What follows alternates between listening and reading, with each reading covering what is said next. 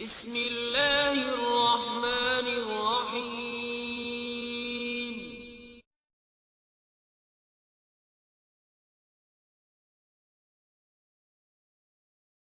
بسم اللہ الرحمن الرحیم. ناظرین السلام علیکم. سب سے پہلے میں آپ سب کو میو ایکسپریس کی جانب سے خوش آمدید کہتا ہوں. آج میرے ساتھ میرے نوجوان پرعزم مہمان جناب محمد نعمان میو صاحب موجود ہیں. تو ان سے آج ہم بات کریں گے جو کہ یوتھ آئیکن ہے اور نوجوانوں کے لیے ایک لیڈر کی حیثیت رکھتے ہیں. تو نعمان صاحب سب سے پہلے میں چاہوں گا کہ آپ اپنا تعارف کروائیں. شکریہ. تو سب سے پہلے ایکسپریس نیوز کا محمد نعمان قمر جی نام ہے اور پنجاب یونیورسٹی سے لاء کا اسٹوڈنٹ ہوں، اور اس کے علاوہ مختلف فلاحی اداروں میں نوجوانوں کی تربیت کے سلسلے میں، نوجوانوں کو موٹیویٹ کرنے کے سلسلے میں کام کرنے کا تجربہ ہے، اور فی الوقت صفا گرامر اسکول سے وابستہ ہوں. اس کے تعلیمی معاملات میں اپنی انرجی صرف کرتا ہوں. اب جس طرح آپ نے بتایا کہ مختلف فلاحی اور اصلاحی اداروں کے ساتھ آپ منسلک ہیں، تو کیا میو نوجوانوں کے لیے بھی کوئی آپ کا پلان ہے مستقبل کے حوالے سے ان کے لیے کام کرنے کا؟ اولاً تو یہ ہے، پہلے ایک خدشہ تھا یا غلط فہمی کہہ لیں اسے کہ میو نوجوان ہے نہیں مارکیٹ میں.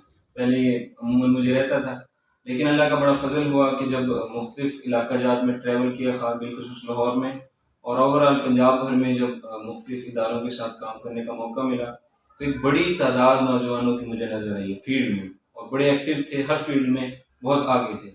تو اس نے میرے یہ جو غلط فہمی تھی اسے دور کیا، اور انشاءاللہ مستقبل میں بھی مقامی سطح پہ بھی اور ویسے بھی اوورآل ملکی سطح پہ بھی جہاں کہیں بھی موقع ہوتا ہے میو نوجوانوں کو ہم ضرور ٹچ کرتے ہیں، اور کوئی بھی نئی اپرچونٹی ہو یا کوئی کام کرنا ہو اس سلسلے میں ہماری کوشش ہوتی ہے کہ اپنی برادری کے لوگوں کو بھی آگے لے کے ہیں، اور ان کے ساتھ مل کے مختلف پروجیکٹس پہ کام ہو رہا ہے. لاہور سے کچھ ساتھی ہیں، ان کے ساتھ بھی کام ہو رہا ہے، اور مقامی سطح پہ بھی ہم نے نوجوانوں کو انگیج کیا ہوا ہے. بیسیکلی ایک جو ایشو آتا ہے ہمارے میو برادری کے نوجوانوں کو، یہ ہے ایک فیملی ایکسپوجر اور بیک گراؤنڈ ہوتا ہے. تو ہم کیونکہ زیادہ تر ہمارا تعلق دیہات سے ہے، زمینداری سے ہے، تو اب معاشرے کے ٹرینڈ جو رفتہ رفتہ تبدیلی آ رہی بڑی تیزی سے. تو ایک میو نوجوان جو پڑھ لکھ بھی جاتا ہے تو کیونکہ اس کا فیملی بیک گراؤنڈ اور ایکسپوجر وہ والا نہیں ہوتا، تو جب وہ فیلڈ میں اترتا ہے تو وہ اپنے پہننے کے انداز، بولنے کے انداز، ان چیزوں میں وہ لوگوں سے جب دیکھتا ہے کہ لوگ اس سے آگے ہیں یا اس فیلڈ میں ایکسل کر رہے ہیں تو اسے ایک احساس کمتری کا شکار ہوتا ہے. تو اس حوالے سے ہم نے بالخصوص اپنے ایریے میں کام شروع کر دیا ہے کہ ہم میو برادری سے جو بھی نوجوان کوئی ہمیں لگتا ہے فیلڈ میں آگے آ رہا ہے بزنس میں کسی بھی حوالے سے، تو ان کے بول چال، اٹھنا بیٹھنا، ان کے بات کرنے کے انداز، اور ایک اوور آل میں گلوبلی ایک اویئرنیس دیتے ہیں تاکہ جب وہ کسی پلیٹ فارم پہ کھڑے ہوں، بات کر رہے ہوں تو ایک سلیقے سے ایک انداز ان کے اندر ہو. تو یہ کام ہم بھی اپنے تین کر رہے ہیں، چھوٹی سی کوشش. مختصر بتائیے کہ میو نوجوان جو ہیں ان میں تعلیمی پسماندگی کی بنیادی وجوہات کیا ہیں؟ یہ ایسا سوال ہے جس میں میرے خیال سے ساری میو قوم کو سر جوڑ کے بیٹھنا چاہیے، کیونکہ اس کا جواب ہمارے بس جو ہمارا بیک گراؤنڈ اس میں ہے. میں ریسنٹلی اسٹڈی کر رہا تھا، اس سے ریلیٹ کروں گا اس بات کو. میں میوات جو ہمارا قصبہ ہے جہاں سے ہمارا بیسیکلی تعلق ہے، وہاں کا میں تعلیمی وہ دیکھ رہا تھا، اسٹیٹس دیکھ رہا تھا. تو مجھے بڑی حیرانگی ہوئی کہ وہ جو میوات کا ریجن ہے وہاں پر آج بھی اگر کوئی میٹرک کر لے، بی اے کر لے، تو اسے پیسوں کے ہار پہنائے جاتے ہیں، اور بڑا جی چرچا ہوتا ہے فلانے کی بیٹی نے میٹرک کر لیا، فلانے کے بیٹے نے بی اے کر لیا. اور پھر میں نے اسٹیٹس پڑھے اور باقی اسٹیٹس کے ساتھ جو میں انڈینس ہیں ان کے ساتھ جو ریلیٹ کیا، مجھے اندازہ ہوا کہ میوات کو شعوری طور پر یعنی انٹینشنلی پیچھے رکھا گیا ہے تعلیمی میدان میں. اس کی کافی وجوہات ہیں، ہمیں بھی معلوم ہے. ہمارے جو آبا اجداد تھے ان کی ایک اپنی الاسبیہ جسے ابن خلدون کا کنسیپٹ ہے، اس پہ بڑا زیادہ ان کا فوکس تھا اور یونٹی تھی. تو انہوں نے انگریزوں کے ساتھ بھی بہت زیادہ مزاحمت کی اور مغل خاندان کے ساتھ بھی بہت زیادہ مزاحمت.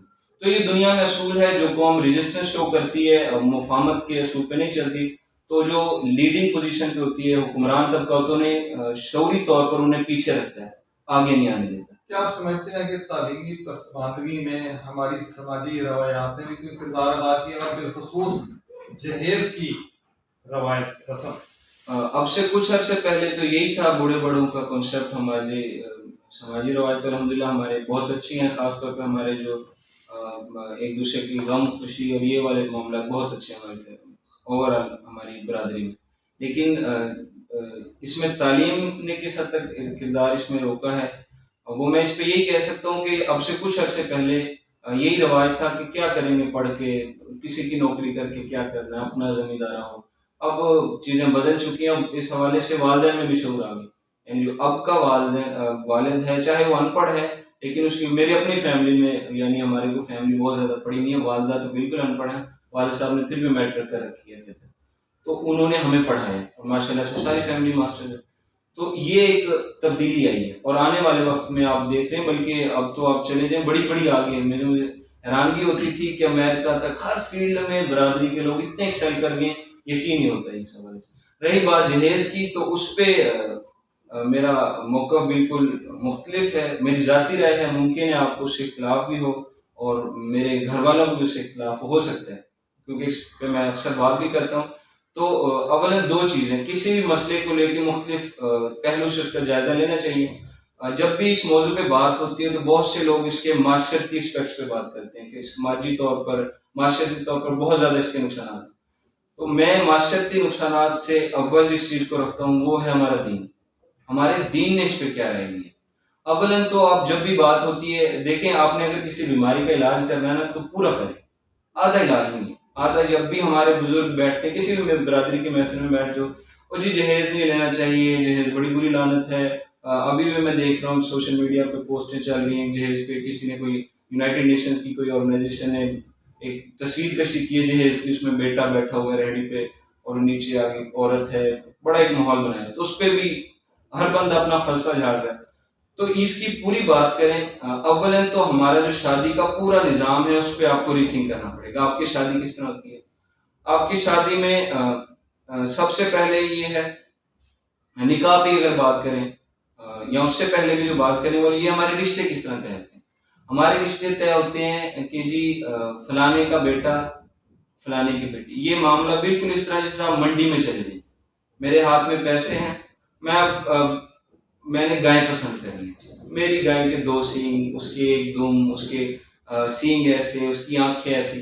تو پھر جب والدین رشتہ کرنے جاتے ہیں تو ان کی خواہش ہوتی ہے کہ وہ بھی وہی خوبیاں ڈھونڈیں, جبکہ یہ نہیں دیکھتے مزاج کیا ہے, اب اگلے کی تربیت, اس کی خاندانی جس کہتے ہیں عظمت, ان چیزوں کا خیال نہیں رکھا جاتا.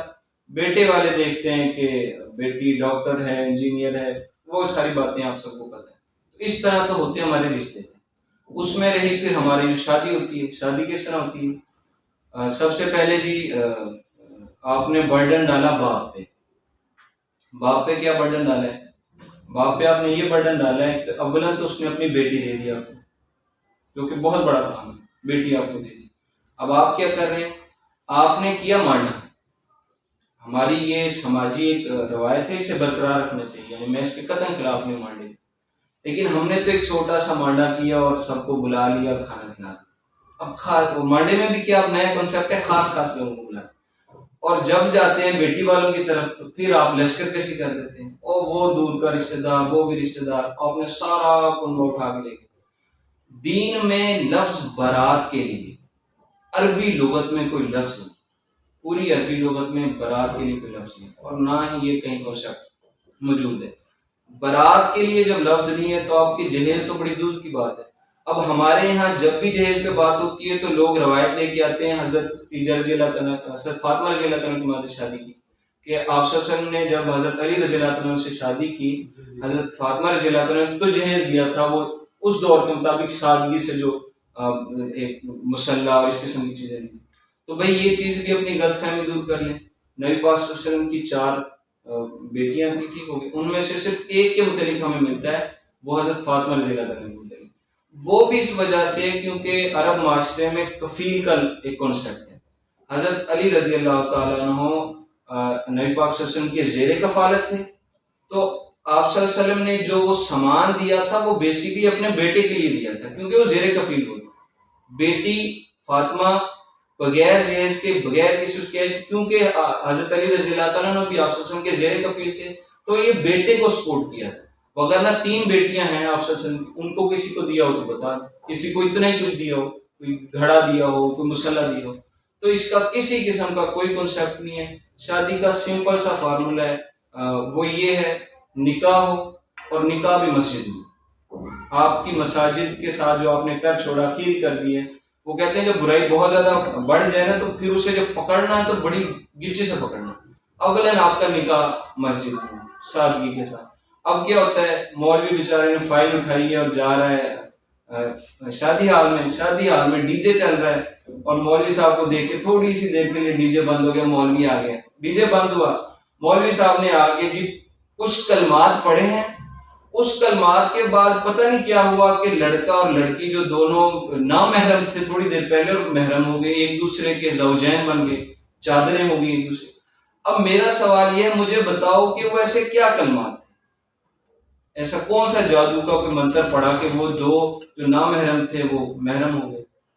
اور سمجھ سے بالاتر یہ ہے کہ افسوس کہ جو امام وہ خطبہ پڑھ رہا ہے نہ اسے اس کا مطلب پتہ, نہ اس کی اہمیت پتہ. جو سننے والا ہے, جس کا پڑھا جا رہا ہے, لڑکی اور لڑکا, نہ انہیں اس کا مطلب پتہ کہ آخر ان کلمات میں ایسا کیا جادو تھا, کوئی جادو, کوئی فارمولا کیا تھا ایسا. اس کے بعد جو ہمارے جو باقی بیٹھے ہوتے ہیں, چھوارے چل رہے ہیں, دعا ہو رہی ہے, آمین, اللہ حافظ. مولوی بیچارے نے اپنے پیسے لیے, مولوی ابھی سہن میں ہی ہوگا, ڈی جے دوبارہ سے ہوگا, چلو شادی. اب جو شادی اس طرح ہو رہی ہے, آپ کیا ایکسپیکٹ کرتے ہو کہ آپ کے گھر ٹیپو سلطان پیدا ہوگا, محمد بن قاسم پیدا ہوگا؟ ایسے نہیں ہوتا. تو آپ کی جو جڑ ہے اس میں ہی مسئلہ ہے. پھر ہمارا یہ گمان کہ قوم تیار ہوگی, بھائی جن کی شادی ہوئی ہے ان دونوں کو یہی نہیں پتا کہ کیسا کیا کلمات پڑھے گئے جس سے ہم ایک ہو گئے, تو ان کی اولاد کے بارے میں آپ کی کیا رائے, یہ مسئلہ.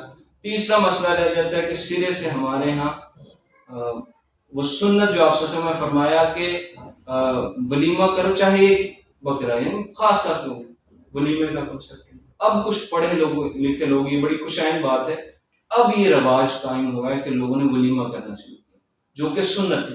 یعنی آپ نے سنت ترک کر دی اور اپنے آباء و اجداد کی ایک نسل در نسل چل رہی ہوئی روایت کی ہم تو مانڈا کرتے ہیں. آباء و اجداد کی روایت کا میں خلاف نہیں, یہ آپ کو کرنی پڑتی ہے کیونکہ آپ کے سے ثقافت برقرار رہتی ہے, دین نے اسے منع نہیں کیا, لیکن آپ اس کو اہمیت دو ایک سنت پر. یہ بات ہے, آپ مانڈا بھی کرو, آپ ولیمہ بھی کرو, چاہے چند احباب کو بلا کے ولیمے کی دعوت ہو. اب رہا جہیز آخری جو بات ہے وہ جہیز پہ. جہیز کیا ہوتا ہے, گھر بنایا 5 مرلے کا, اس میں 2 کمرے بنائے, اور وہ کمرے کس طرح بنائے, اب جو بیٹی آئے گی وہ بھرے گی ان کمروں.